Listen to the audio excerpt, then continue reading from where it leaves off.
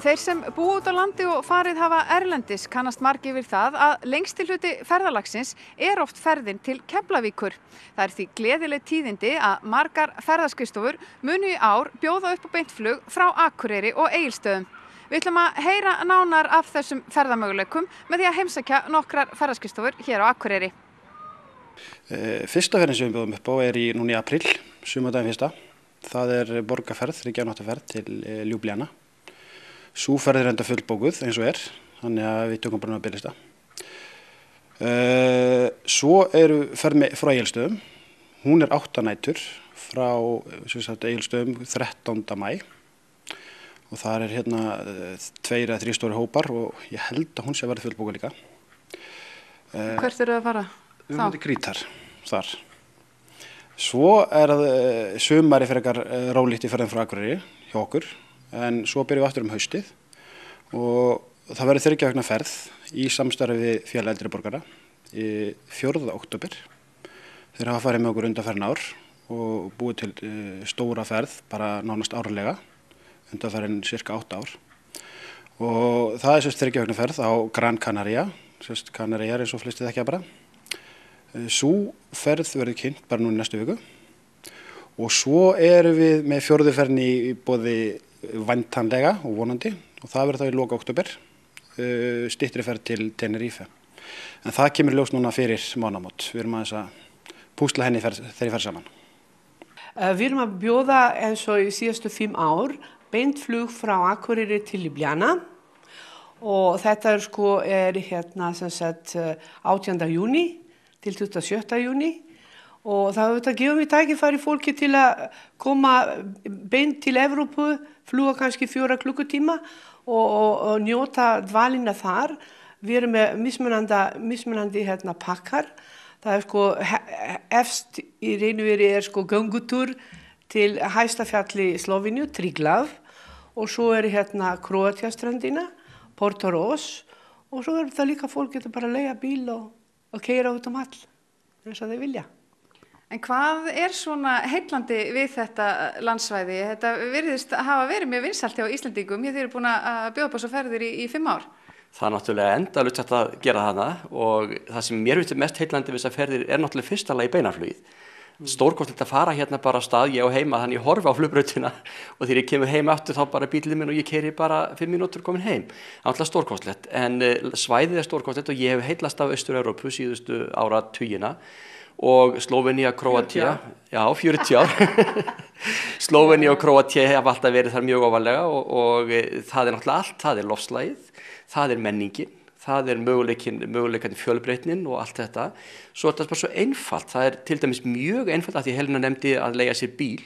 Það mjög einfalt fyrir þann sem hefur eitthvað keyrt erlendis að taka sér bílaleigubíl og aka þarna nánast hvað sem Ég hef keyrt sjálfur niður alla Króatíu og niður Svartfjallaland og það alveg innan færis á þessari viku sem við erum með þarna og þetta mjög einfalt og þægilegt og veðrið náttúrulega eins og við Íslendingar viljum hafa það og bara allt frábært og sturt, já, ég tala ekki það að Ljúblíana svo miðsvæðis að þú getur farið á 2 tímum á bíl austur til Ungverjalands, þú getur farið upp til Austurríkis, þú getur farið til Ítalíu og niður Adriahafinu og bara slappa þar af. Þetta alveg stórkostlega miðsvæðis í Evrópu, hvort sem þú tekur skipulagða ferð eða bílaleigubíl.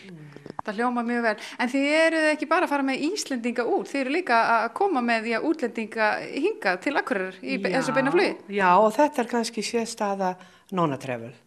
Við erum búin að í raun og veru byrja með beina flugi til að fyrst og fremst koma útlendingum hingað.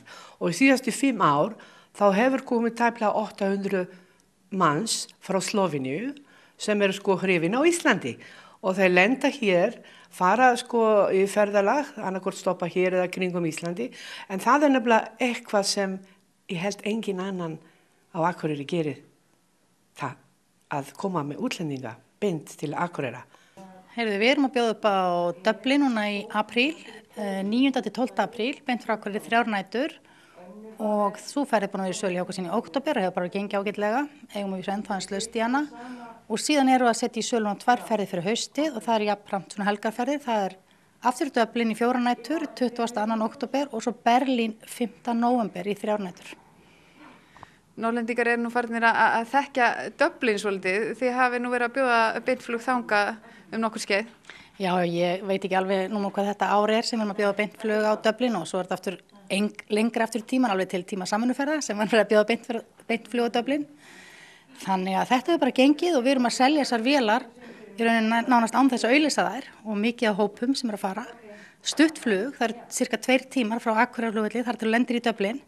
Þannig að þetta getur ekki verið þægilegra. Dublin tiltölulega lítil borg, þægileg yfirferðar og gott að versla, mikið af góðum veitingastöðum, skemmtilegt, kannski ekki beint næturlíf, svona kráarlíf.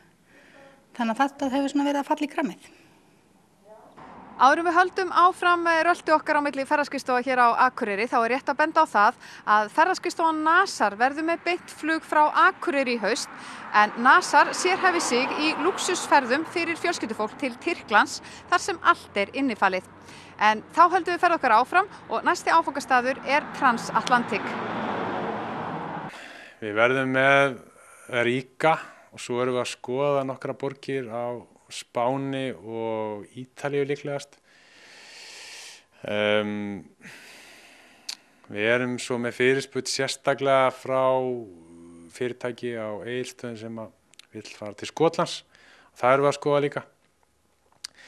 Þannig að þetta verður í október, nóvember. Við erum ekki alveg búin að negla niður dagsendingarnar en þetta verður náttúrulega yfir helgi eins og vanalega. 50 sunnudagur, föstudagur, mánudagur. Þannig að þetta skýrist bara mjög fljótlega. Þannig að þetta er svona ekki alveg undir okkur komið. Við þurfum að sjá hvaða tíma flugfélögin hafa fyrir okkur. En við verðum pottþétt með nokkur flug hérna í haust. En nú hafið þið verið að bjóða upp á beinflug hérna frá Akureyri og Egilsstöðum í 10 ár. Hvernig hefur gengið að fá landsbyggðarfólki til þess að nýta sér þessi flug? Það hefur gengið mjög vel á haustin. Við erum nánast bara undantekningarlaust með uppselt. Á sumrin við reyndum það er ekki gengið eins vel. Einhver hluta vegna þá vill fólk fara suður. Þannig að við hefum gjarnan viljað bjóða upp á allir með sólarlandaferðir hérna frá Akureyri en það hefur bara ekki gengið sem skildi. Þess vegna höfum við ekki gert það. Við höfum verið með ferðir á vorin og það hefur gengið svona þokkalega. Til dæmis erum við með flug núna í vor og það er nánast uppselt. Það er einhver örfá sæti eftir til Ríga. Þannig að haustin eru best og já, og svo sjáum við bara svona hvort að við munum selja vorið ekki en það er svona mismunandi hvort við bjóðum upp á flug að vori til líka.